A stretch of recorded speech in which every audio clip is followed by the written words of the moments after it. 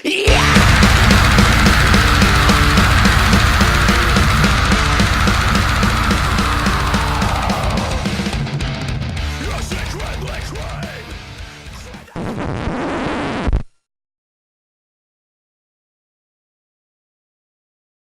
morning, world.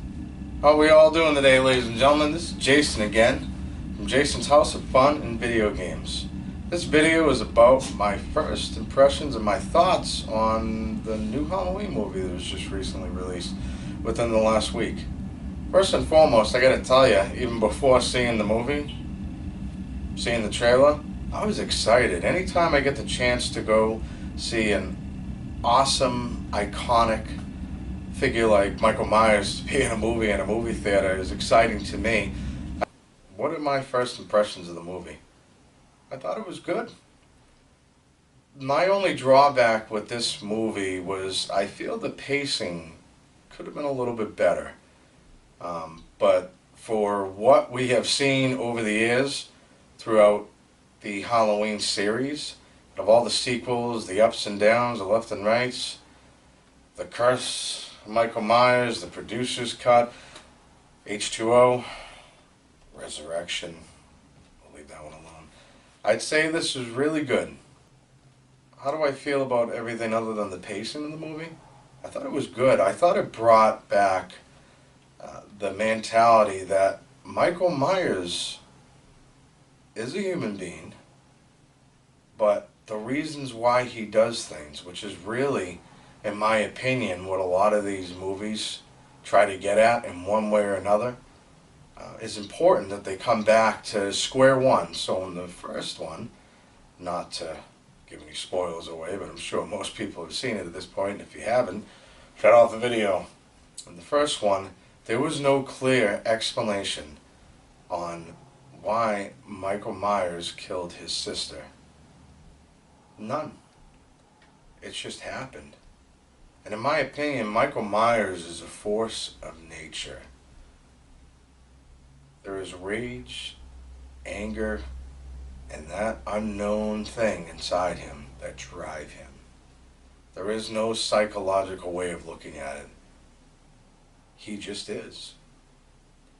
So with this new movie, I think it takes it back to that route, to that avenue, if I may.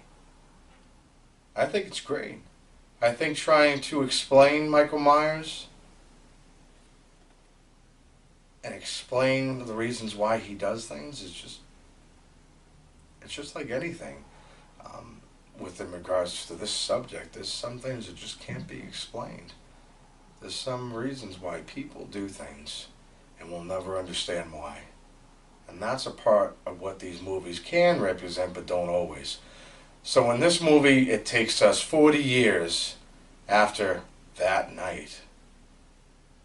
Michael Myers is locked up in an insane asylum, Smith's Grove, still in Haddonfield, 40 years later. And of course, there are people that are still very interested in the events of that night and where he is now and what are his thoughts. So the beginning of the movie opens up with two podcasters or reporters. One of those two, they clearly define themselves differently to Laurie Strode and to the doctor over at Smith's Grove. They wanted to talk to Michael. They wanted to get his insight, his thoughts. And one of the doctors even brought the mask with him when he decided to talk to him, or a reporter, whatever he is. And I wonder if that is what ignited Michael. I guess we'll never know because Michael doesn't say a word. As usual with all of these movies, with the exception of two, he doesn't say a word. And then from there, they leave the asylum, and then the movie kicks off to them going to talk to Laurie Strode. It was obviously, you could tell, has been through hell, and after that night, she was forever changed. clearly throughout the movie you can see that it had a very intense effect on her, which I'm sure it would with anybody, and the steps that she takes to prevent what in her mind would be Armageddon, and eventually having Michael escape, come after her family, is a lot. It's a lot to take in. It takes a different toll on a human being, I'm sure, to go through something like that, but it also takes us into the mindset of how would we react to something like that? Would we go through the same steps of putting cameras all around our houses, booby traps, having an arsenal of weapons? I guess that's for you to decide on what you would do. But the movie certainly took it in the right direction within that regard. I think it was great. And the one thing that I did remember is hearing a lot about the movie prior to seeing it was that they were completely forgetting every sequel. Except, obviously, the first one. So this would be a direct sequel to the first one. No H2O, no Halloween 2, 3, 4, 5, 6, Resurrection, and of course the zombie films. They were not mentioned at all in the movie. But yet, at certain points during the movie, I see, from my perspective, that they mention them in a different way. Whether it's through a picture, or whether it's through costumes, or whether it's through what the individual actors are saying. There's a lot of references to previous sequels without directly referencing the story. So I thought that was pretty good, pretty cool, and a good nostalgic factor for me, because I love the series. As you can see, I'm a huge fan of the series. So what do I think about the mask? That's the biggest thing. Is this the mask from that movie? No, this is actually the mask from Halloween 6. Other than the first one, it's my favorite mask. It grew on me at first. I didn't think very much of it. But then I saw masks from Resurrection and H2O, which H2O is a great movie. Other than the mask, I wasn't a fan. In Resurrection, trick or treat, motherfucker. Need I say more? Regardless, I think the mask looks really good. I think they did a great job on capturing the effect that this isn't a mask just coming out of a store. This was the mask that he wore on that night 40 years ago, and then bringing it into our time. And I think they did a great job with that. The gore, I think the gore was great. And it's not as in-depth or crazy as the zombie films with the gore in there. I feel that was a more angrier film, or more angrier kills. But with this film, I think it had the right amount of gore. Because let's face it, we're here for a slasher movie. We want to see some gore, and we want to have fun. So I think the right amount of gore was definitely in this movie. It was fantastic. So let's take a look at other things that happen in the film. Without trying to give too much away, there's obviously a big bunch of scenes with Laurie and Michael Myers eventually. And I think that those scenes were great. I think the action was great. I think the violence and the gore was great in those scenes as well. And it showed that Michael Myers isn't a supernatural character. He was not brought by a cult or some sort of ancient curse. All puns intended there.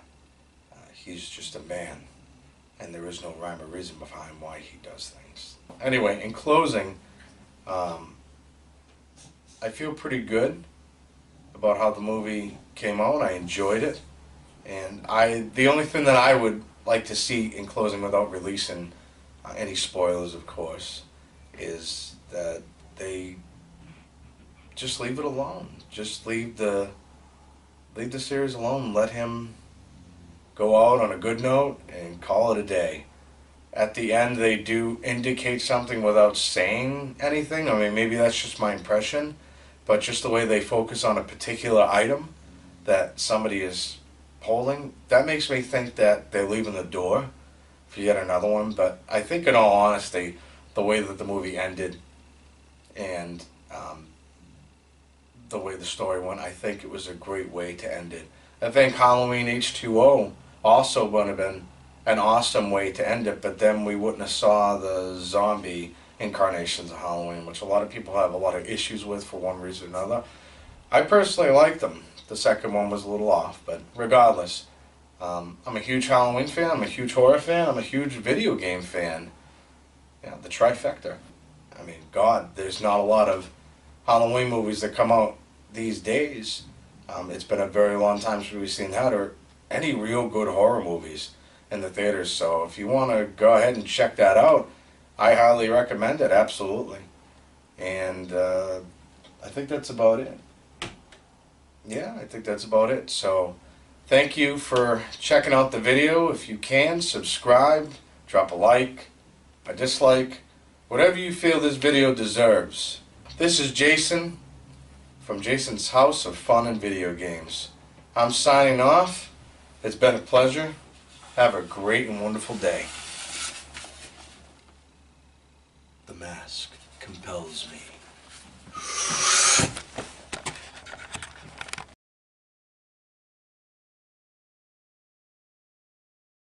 So I gotta tell you, before I go, just a little extra info. Something interesting. This I got a year ago, and I actually wore it for Halloween. Big shock, right?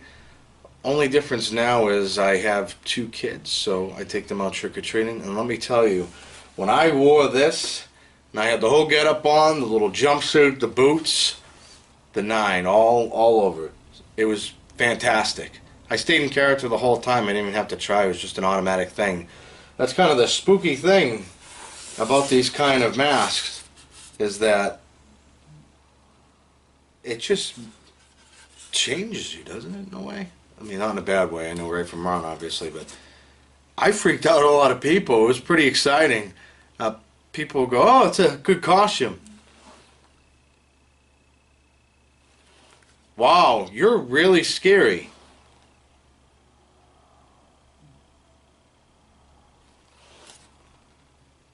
Okay, enjoy your night.